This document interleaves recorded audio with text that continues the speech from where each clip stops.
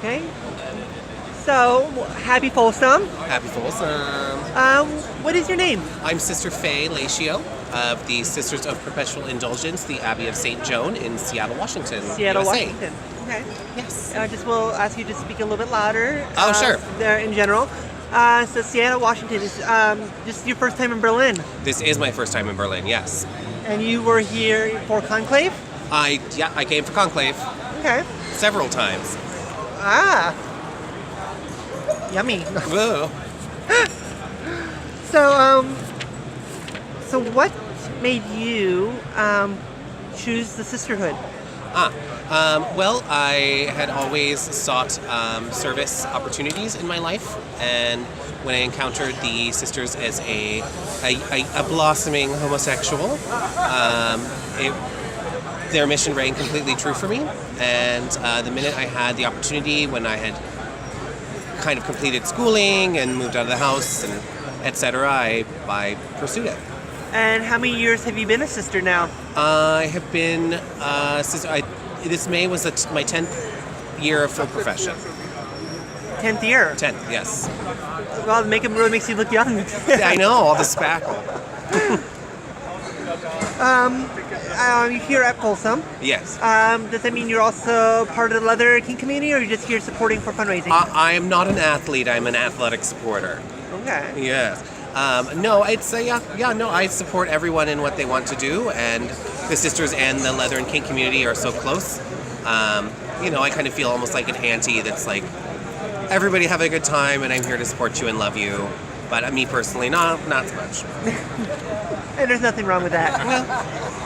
Vanilla can be just as kinky. Yeah.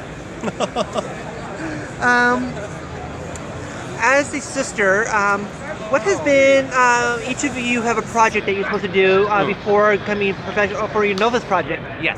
I know it was 10 years ago, but what was your Novus project? I actually had to do, not two, but about 1.5, because I kind of dropped the ball the first time around. But the first project was I did it in conjunction with another novice, and it was a show called Back Into the Woods, and so it was a kind of dirty fairy tale theme show. That was pretty fun. And then the second novice project was going to be a multiculturally focused potluck and another show, but it kind of ended up falling through. And because in that planning process I had shown that I could do what I didn't do the first time around, the professed nuns at the time, they were like, you're cool, you fulfilled what we need you to fulfill. Okay. As a sister, I know one of your biggest things that you do is raise money for different charities. Yes. What is the charity that is most close to your heart at this time? Oh my gosh. It's a local group in Seattle called Camp 10 Trees. They offer summer camps for GLBTQIA youth, and also summer camps for children of parents who are also in the community. And so I think that that's a very valuable mission. A lot of the pain that I hold, in my heart still is because of crap that happened as a child, which I think is true for all of us. So I think that that's an incredibly important thing that they do. So I hold them quite close to me. Okay. What is the one piece of advice that you could give to somebody who is coming out? Just one? Well, as much as you want to give. Just do it. It's not quite as hard as you think it's going to be. Although for some folks it may be. I think also make sure to take care of yourself and realize that there's resources out there for you in case you're having a difficult time. Okay. The sisters, one of the biggest things have been fighting hate crimes and also working with HIV and AIDS since the 80s.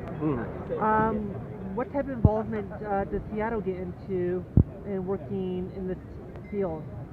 Well, like a lot of other houses, Seattle does condom outreaches. We also are very open to discussing other STI work in Seattle with local HIV/AIDS charities and other things of that sort. And how is the community, the Seattle community, accepting towards LGBTQI alphabet soup? Oh yeah, quilt bag. Well, it's I think at one point in the last 5 or 6 years, it was the highest percentage of how do I put this? The highest percentage of people in that community in the U.S. It even outpaced San Francisco at one point. So it's relatively easy. It's pretty easy to be queer in Seattle. I'd say I don't know Alabama. It's a very open place. No one bats an eyelash if you're somewhere with a partner of the same gender or yeah. Okay. In your community, we had one of our title holders, France, who's being public about chemsex and everything, and how it's affecting and trying to break that taboo, so people can start talking about it and knowing that it actually affects lives. Chemsex or drug sex and everything. Is there any talk that goes into show support and help get people to talk about it and within the Seattle community to kind of help? I wouldn't say necessarily prevent it, but help people understand the perils and feel safe and. Sorry, it's kind of an unfamiliar term to me. So by chemsex, you're saying drug sex or like sex while on drugs? Yes. Oh. Well, I think like a lot of other places, Seattle follows a harm reduction model. We as sisters, we really want to make sure people feel okay and feel like we're safe for them. So as far as saying, hey, I think you're horrible for doing this, we would never do that. But we definitely do have resources to point them towards folks who can kind of help them perhaps reduce their own harm a little bit and make maybe some more intelligent decisions without necessarily judging them for their substance use. Okay. And my last question for you is, in the last 10 years of sisterhood, what are probably either the top 3 moments that are most memorable, or the top 3 gems that you've been able to pull in how you govern your life? Oh God, that's a big question. I believe that being a sister has taught me how to accept my own foibles in a more effective manner. I believe being a sister has taught me how to communicate, again, in a more effective manner. And I believe that being a sister has and continues to remind me of the fact that everyone, including myself, needs love. Okay. Well, thank you very much. Thank you. You plan on coming back to Berlin again? Oh goodness, if my orifices can handle it again. Well, we appreciate it. Thank you for the service that you do and the work that you do in your community. Thank you. And may peace and blessings be upon you. Go forth and sin again.